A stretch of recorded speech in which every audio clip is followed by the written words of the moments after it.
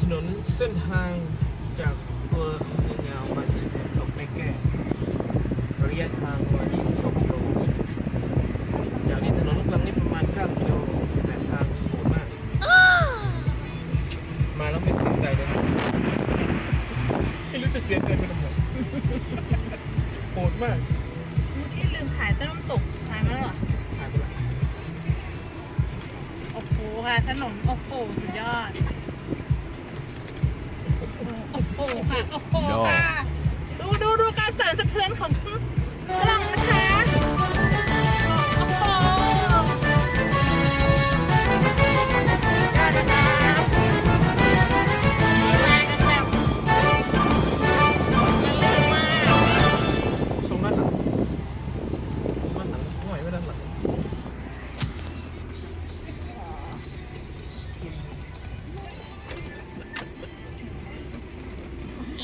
ฝุ่นกระจายค่ะฝุ่นกระจายคนข้างหลัง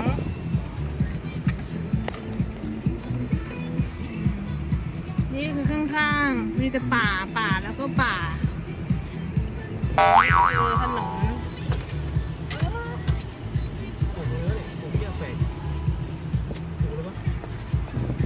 ปลูกอะไรสับปะรด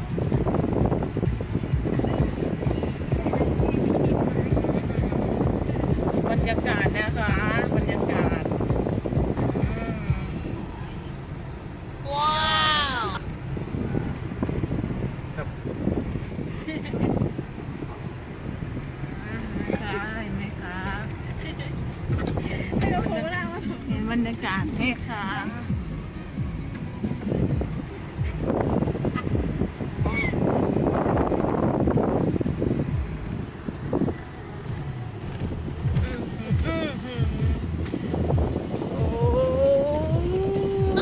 ครับเห็นเลี้ยวหน่อยพวก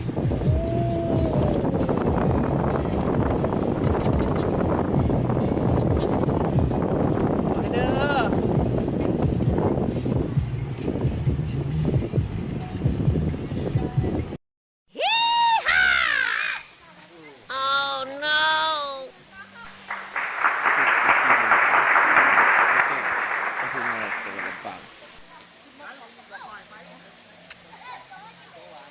ธรรมชาติล้วน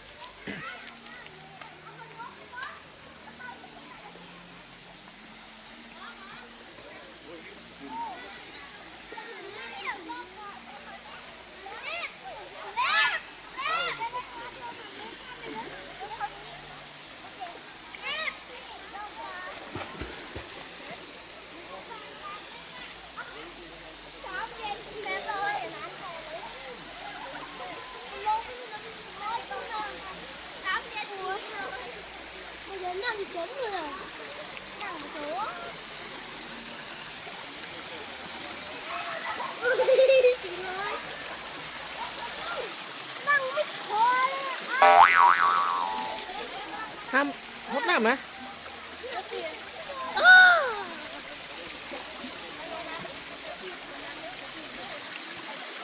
ตาเอ๋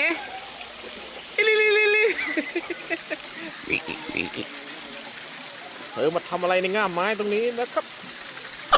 เอาครับที่ใครอยู่ครับเย่ปลาเปล่าเนี่ยปลาก็ปลาอยู่ไหน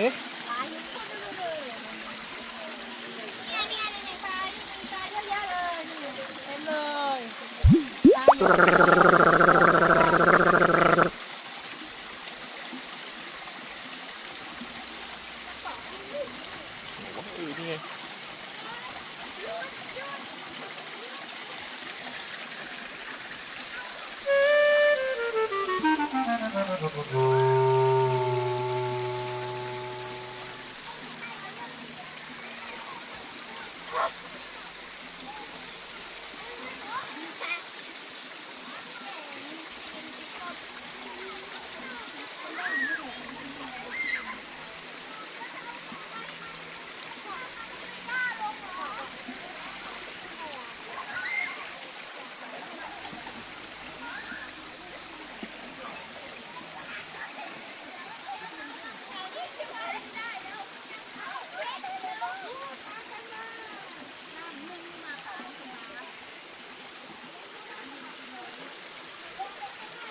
เป็นทางลงนะครับ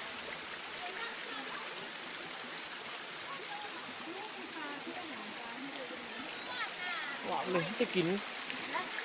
ได้อย่างธรรมชาติเดี๋ยวมันก็เน่า อาหารปลาแบบที่เป็นธรรมชาติดิขนมปังนี่ก็ได้หรือว่า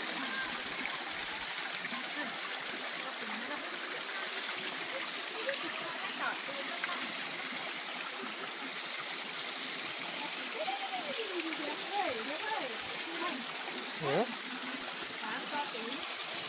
ไหนมีปลาเลยเหรอ เดี๋ยวค่ะ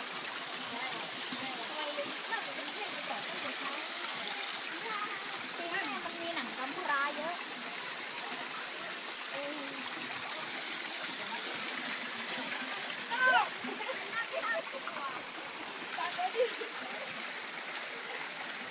มีสปาตีไม่ด้วยนะมันไม่รู้สึกอ่ะ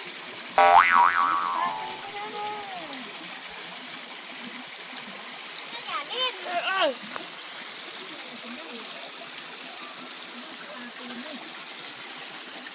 ไหนตอดกะ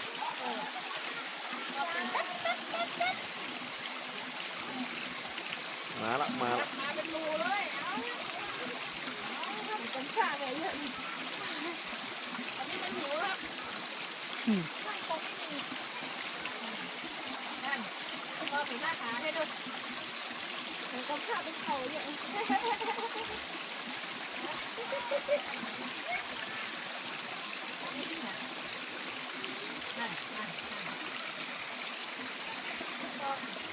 นี่ก่อนนะครับน้ำตกแม่แก้อำเภองาว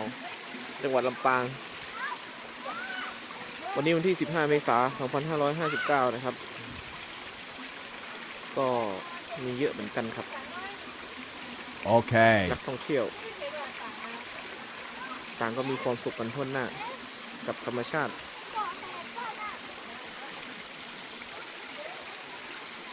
น้ำเย็นมากตรงนู้นก็มีที่นั่งนะครับในป่าข้างล่างก็มีนะครับข้างล่างมันก็มีอีกนะครับโอเคครับ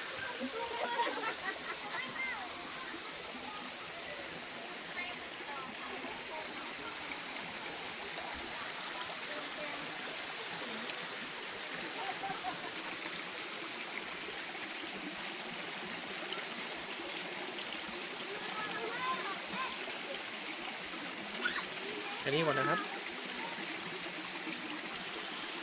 ปีหน้าเจอกันใหม่กับน้ำตกแม่แก้สวัสดีครับ